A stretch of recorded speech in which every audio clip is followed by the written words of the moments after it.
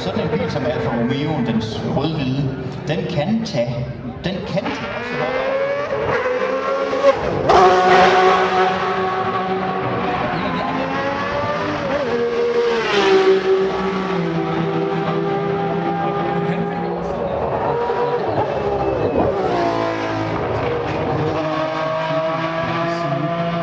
også verdensmesterskab i denne her type bil for Benetton, som ikke skulle kunne vinde. Den kørte med en Ford Cosworth motor på 3.500 kubik, og den var vel ikke op til de standarder. Men det var ikke toppen af motoriseringen i den sæson.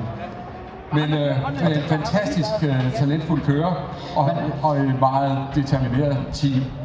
Man kunne se noget interessant der, da Lorena kørte over noget grus, der var brug for at fange noget.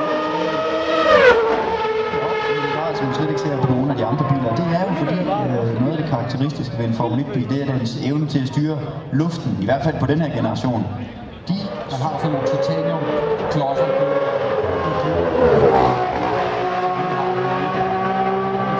Men når man ser de her biler lige forfra, så aner man jo, at der er nærmest ikke noget luft indenunder. Nej. Og se kurven, som